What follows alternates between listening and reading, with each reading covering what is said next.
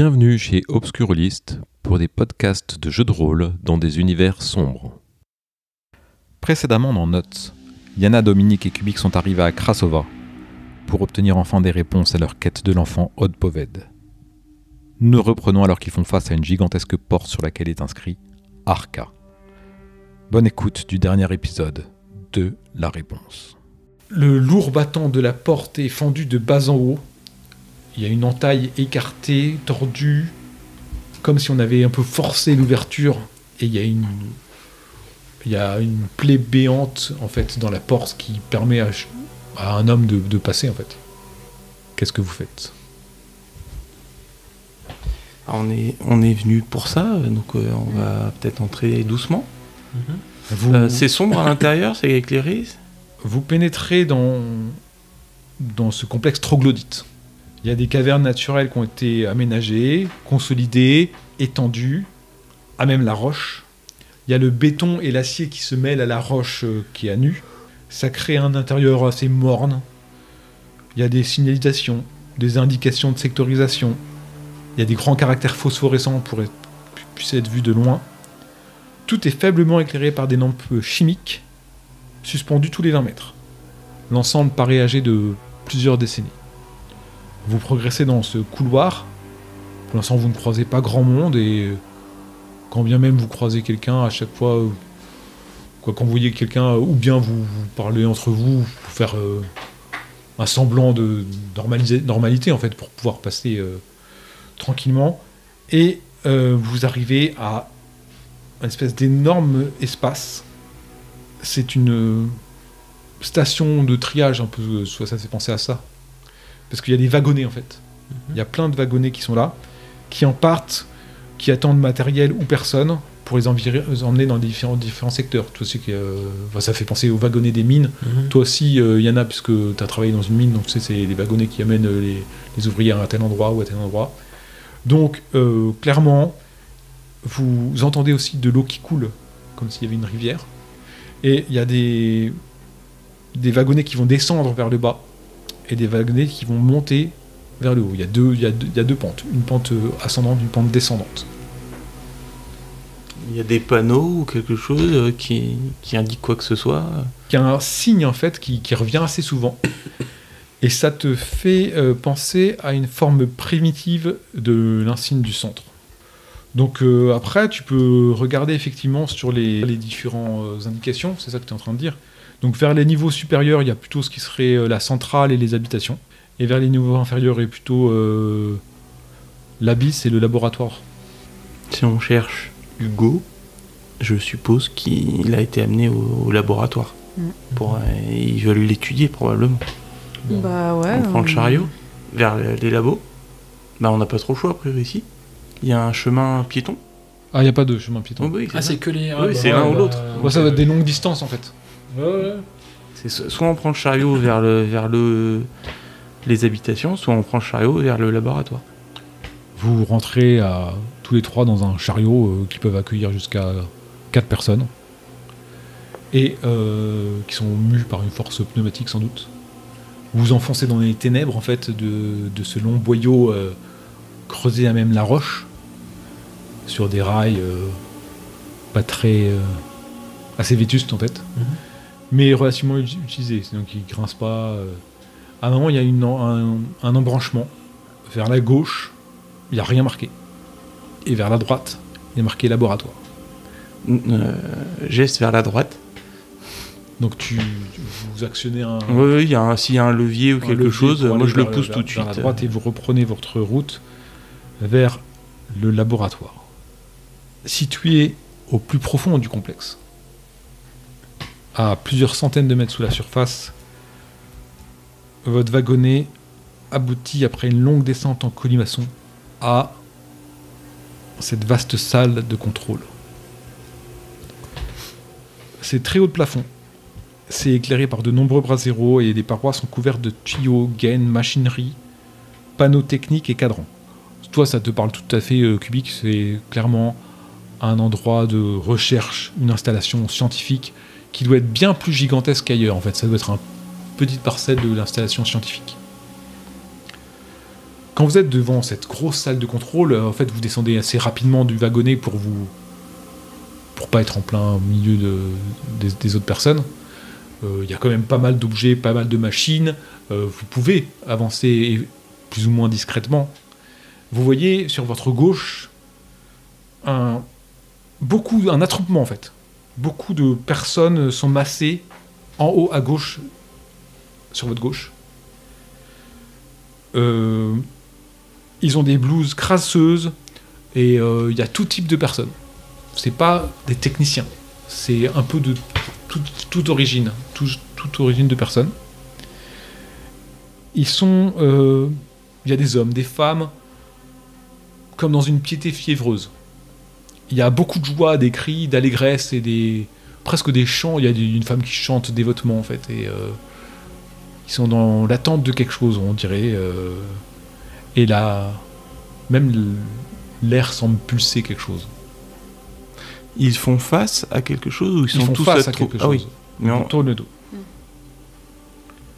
Et sinon la pièce est grande et il y aurait vraisemblablement une ouverture aussi à l'opposé en fait de la pièce, vers la droite. Un couloir qui s'enfonce aussi. Déjà moi je peux peut-être essayer d'aller auprès de la foule pour... Essayer de comprendre ce qu'ils attendent. Ouais. Comme je suis assez vif, je pourrais plus vite me barrer que si je me fais griller. Et tu nous rejoins de l'autre côté, peut-être à l'autre couloir, parce que c'est vrai. Donc Yana et Kubik, vous faites quoi? On attend on va attendre que Dominique revienne vers nous. Au milieu de la pièce là ou près de... Non, du côté de l'autre couloir. Vous allez au couloir qui est à droite, sur votre droite, regardez si la porte est ouverte ou pas. Non, juste rester à l'entrée du couloir, mais un petit peu caché du coup. Ok. En attendant que Dominique nous rejoigne. Ok. Et toi, moi je m'approche de la foule pour fondre dans la foule et essayer de voir devant quoi il s'extasie quoi. Donc toi tu traverses les machines-outils et tu t'approches de cette foule-là, essayer de te mêler aller aux gens qui te calculent pas trop et de regarder ce qu'ils essaient de regarder et de monter derrière plusieurs personnes, donc faut que tu te dresses un petit peu. Vous rejoignez le couloir de droite, vous vous en rapprochez, vous essayez de vous fondre un peu près des murs quoi, pour pas être trop observé. C'est à ce moment-là que vous remarquez qu'en fait les murs c'est de la roche, mais qui semble organique. Vous croyez voir la pierre qui fait des circonvolutions, qui dessine des organes, des jambes, des bouches, des choses comme ça. Et en fait, quand vous vous approchez, vous comprenez que ce sont en fait des membres et des viscères qui poussent sur ces parois dans une texture entre le minéral et le charnel. Vous gagnez 2 points de trauma chacun. Dominique, tu arrives et tu t'aperçois qu'il y a des fidèles qui psalmodient autour de la pièce qui semble être une salle d'opération. Tu peux pas trop avancer, tu peux pas trop te frayer un chemin, tu peux juste apercevoir. Et tu vois sur la table un enfant allongé avec une énorme cicatrice là, fraîchement recousue. Il semble être plongé dans le coma. Tu vois dans une bassine par terre quelques organes. Et tu as tous les gens qui chantent, qui semblent prier avec un rythme comme ça, lancinant. Tu sens les ténèbres t'étreindre en fait, s'enfoncer dans ton corps comme des aiguilles. Et tu vois ces bouches et ces bras et ces organes comme ça qui sont incrustés dans le mur. Tu n'oses comprendre. Et à ce moment-là, tu vois les bouches du mur qui commencent à vomir du fiel.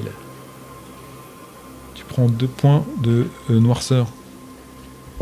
Et 2 points de trauma aussi. La luminosité commence à faiblir et des hurlements éclatent dans la salle d'opération. Là, je t'avouerai, je vais pas faire mon Firo. je décampe dès que possible pour rejoindre Yana et Kubik.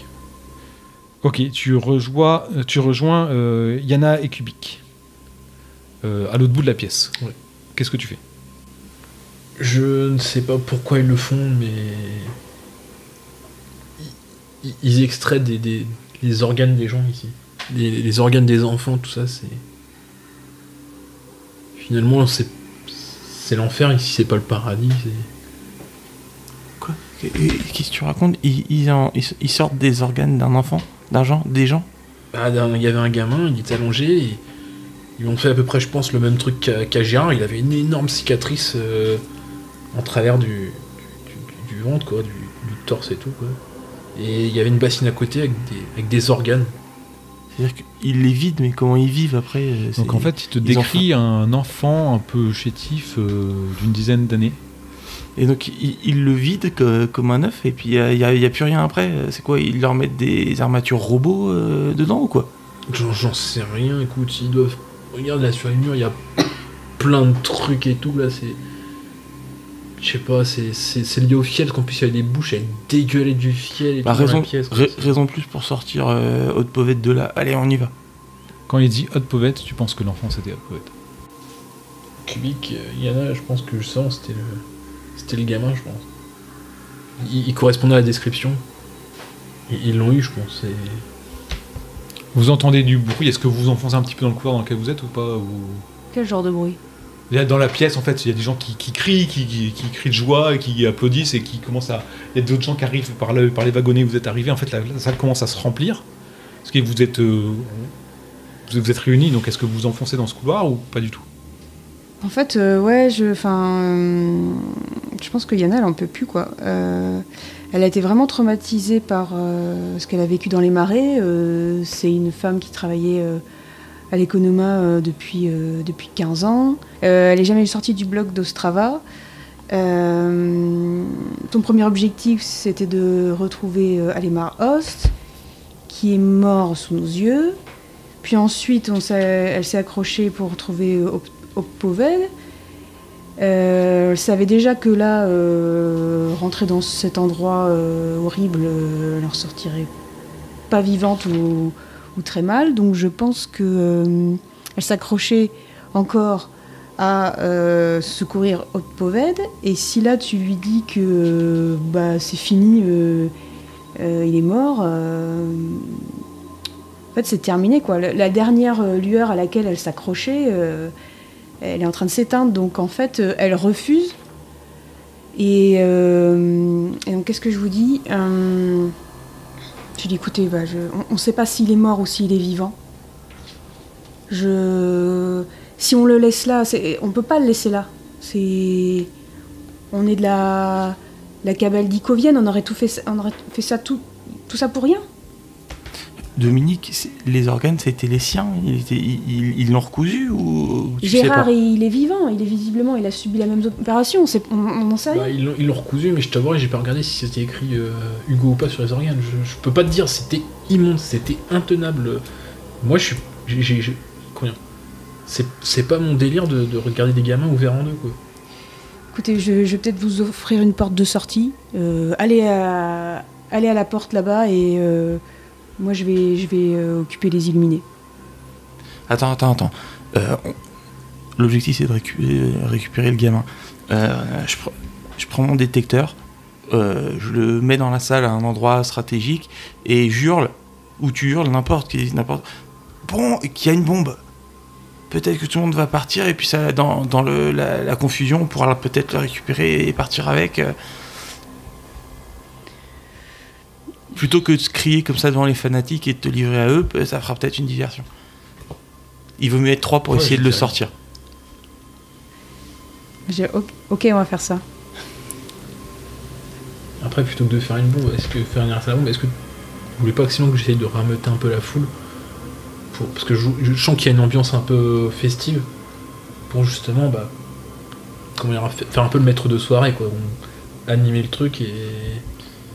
Est-ce que tu penses que tu peux les rendre plus heureux que ce qu'ils ont vu ? Est-ce qu'elle est ouverte, cette porte au fond du couloir, là ? Tu peux aller voir. J'y vais, j'essaie d'ouvrir. Tu l'ouvres et t'as une énorme station de... T'as une salle de contrôle, en fait. Et tu vois une énorme machinerie qui semble ne pas marcher. Elle ne fonctionne pas. Tu vois une machinerie, tu sais que Kubik, ça lui parlerait. Bon, écoutez, je sais pas ce que vous voulez faire.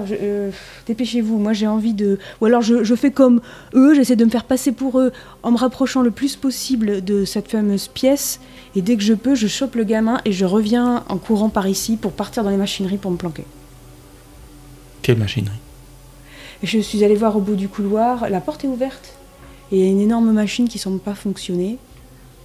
Je sais pas, Donc on pourrait se j'ai planquer voir là-dedans. vite fait là pour Vous savoir avez de quoi tous il les parle. trois dans cette salle-là ou pas? Bah, c'est juste pour regarder. Ouais. Moi aussi. Bah, dans cette salle-là, en fait, vous voyez une station. Alors toi, tu penses que c'est quelque chose qui utilise la géothermie pour alimenter. Donc elle semble ne pas marcher, donc ça pourrait alimenter entièrement l'arche. Si tu veux, tu as vu des lampes qui grésillent tous les 20 mètres. Ça se trouve, ça devrait être bien mieux éclairé si cette machine-là pouvait être rentrée en puissance, quoi. Tu vois, ça doit développer une énergie phénoménale, quoi. Mais elle ne marche pas. Tu vois la mur est couvert de tuyaux, appareils de mesure, manettes, leviers, vannes. Donc il y a une colonne centrale au cœur de la salle qui est un petit peu démontée, les entrailles exposées. Et tu t'aperçois qu'en fait il y a un trou à un endroit qu'une pièce manque. Une pièce qu'il faudrait enfoncer de section triangulaire. Et à côté, tu as 3 manettes, tu sais, des interrupteurs que tu montes comme ça ou que tu descends, que tu peux régler d'un appareil de mesure en fait qui va mesurer la puissance que tu vas déverser en fait. On peut peut-être faire sauter le complexe. Peut-être. C'est-à-dire que c'est plutôt que de faire croire à une bombe, ça pourrait déclencher une vraie bombe et que tout le monde se carapate et nous on prend le gamin en passant et on se barre. À ce moment-là, vous entendez des hurlements dans la salle d'opération. Il y a une secousse, les murs sont secoués un petit peu. Vous ressentez cette vibration dans votre corps.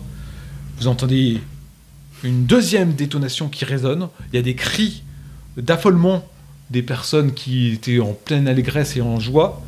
Et tu t'aperçois qu'en fait, il y en a plein des fidèles se ruent vers les wagons qui remontent vers la gare de triage. Il y en a même qui commencent à courir à pied vers cet endroit-là. Et d'autres, vous voyez de loin, 3 fanatiques qui restent en faisant un cordon de sécurité face à la salle d'opération. Tous les autres sont partis dans la gare de triage. Je pense qu'il va falloir y aller là. Ouais. Tu t'occupes de la machine. J'active ça pendant que vous y allez, je vous rejoins. Ouais. Prends la barre de fer, toi ta clé à outils, c'est ça? Oui. Et vous partez vers les trois fidèles qui sont là. Alors, moi pour info, je prends pas la pince outil à la main en mode vraiment je suis vénère. Je sais qu'elle est là, je m'approche pour voir ce qui se passe déjà, a priori. Parce que pour moi, ils font le cordon, mais je sais pas pourquoi ils font un cordon. Tu fais pareil. Tu suis Dominique? Je préfère faire la tenaille comme ça. Donc toi, tu veux pas que lui il avance frontalement, toi tu passes sur les côtés, Ouais. c'est ça? Toi tu passes sur les côtés pour... ok. Ouais. Et toi Dominique, tu essaies de mettre la... Moi j'utilise ce qu'on a considéré comme la clé d'activation dans le petit renfoncement en espérant que ça enclenche quelque chose qui nous aidera à sortir. Très bien. Donc tu as du mal parce que ça a l'air un petit peu... ça glisse pas comme il faut, il y a de la crasse qui s'est mise, etc. Donc tu dois être un peu nettoyer avant, tu grattes et tout, parce que tu veux pas forcer, tu veux pas casser peut-être cette dernière clé que tu aurais. Là, tu aperçois qu'en fait, elle va rentrer et que les graphies, les espèces de méandres métalliques dessinés dessus qui faisaient penser à l'artefact, ce sont les mêmes qu'il y a sur cette colonne. En fait, tout fait corps, tout fait sens, et tu entreprends de nettoyer pour pouvoir mettre la clé d'activation à l'intérieur. Toi, Yana, tu prends le mur du fond, tu évites de t'approcher trop de ses bras et ses jambes qui sortent du mur et du fiel qui est déversé par les bouches, et tu rampes tu passes le long des différentes machines pour pas te faire voir. Dominique, tu arrives de façon frontale devant les 3... Qu'est-ce que tu fais là? Va vite aider les autres! Je suis venu voir le... Je suis venu assister au spectacle, ton est parti dans l'autre sens. Il y a une alerte là, faut que tu y ailles!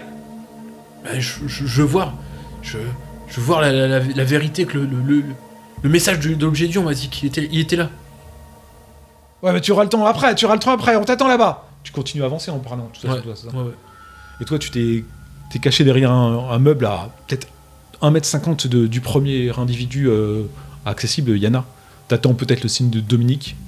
J'attends une opportunité s'il y en a un qui me tourne le dos pour. En fait, il est de profil à toi pour l'instant. Il est profil à toi et sa tête est tournée. Je sais pas si Dominique m'a vu, mais. Et sa tête est tournée vers Dominique, donc il était dans son angle mort en fait, en quelque sorte. J'essaie de me faire voir de Dominique pour lui montrer qu'il faut qu'il. J'attends que le gars se tourne. Je sors la pince à outils, je dis « Je veux voir la réponse, putain, je te dis, je veux la voir !»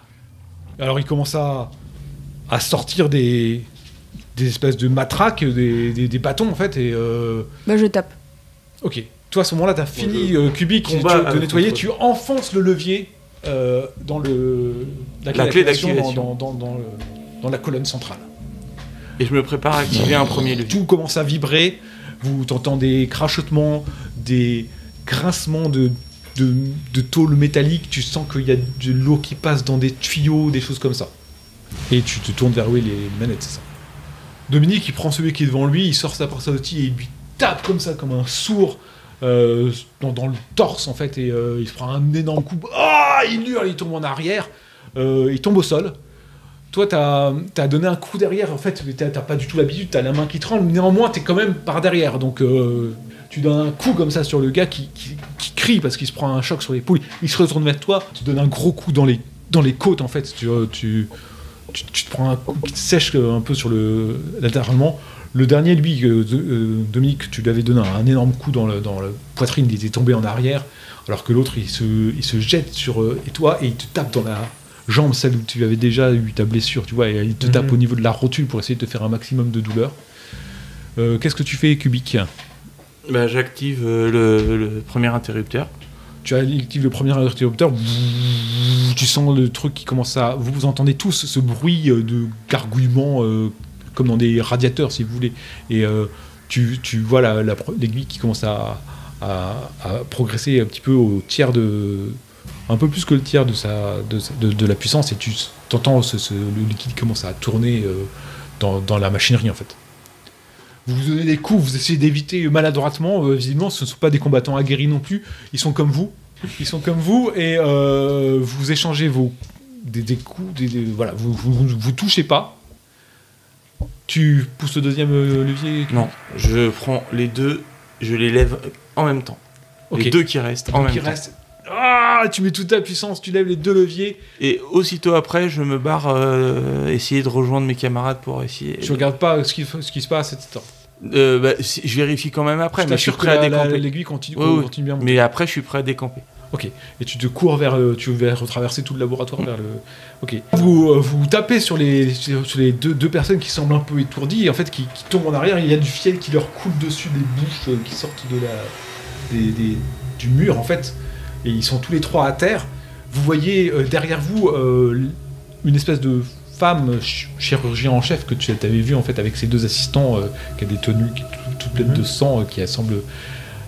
tu voyais l'enfant qui est avec un cathéter planté et la femme qui dit « Non, n'approchez pas !» Et à ce moment-là, boum, tout s'éteint.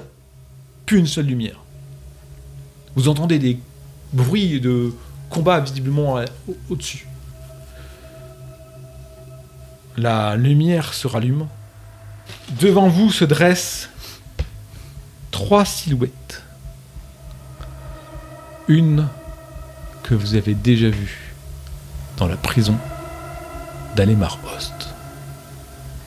À côté d'elle se trouve un être avec la peau gonflée de l'intérieur qui semble prêt à exploser. Vous avez des veines gonflées de fiel qui parcourent son corps. Et il a, chacun de ses doigts est prolongé par un fouet de chair. Il a une cagoule couverte de signes étranges, et juste sa bouche apparaît. Et la dernière est une femme qui est complètement scarifiée partout, qui a des avant-bras transpercés par des longues aiguilles métalliques. Son ventre est une béance qui crache des vapeurs opaques et tremblantes, noire comme le fiel. Elle est couronnée d'une tiare étrangère à tout ce que vous avez vu auparavant. Vous êtes devant ces 3 abominations. À ce moment-là, les tuyaux explosent et des jets de vapeur brûlante en sortent. Vous entendez la femme derrière hurler. Les 3 créatures qui semblent surprises, un peu dérangées par cette vapeur soudaine, et ces brûlures. Néanmoins, vous prenez 2 points de trauma. Et les créatures comme ça semblent léviter devant vous et vous regardent. Vous savez que rien n'est possible. Tu te rappelles de ton genou qui s'était enserré dans le béton. Vous vous rappelez de tout ce que vous avez vu. Il est là, Poved, ou pas? D'un seul coup, l'enfant se redresse, ouvre les yeux et la bouche. Il semble tel un phare lumineux dans cette pièce. Et il pousse un cri, les bras écartés. Et les 3 créatures semblent terrifiées et veulent le fuir. Qu'est-ce que vous faites?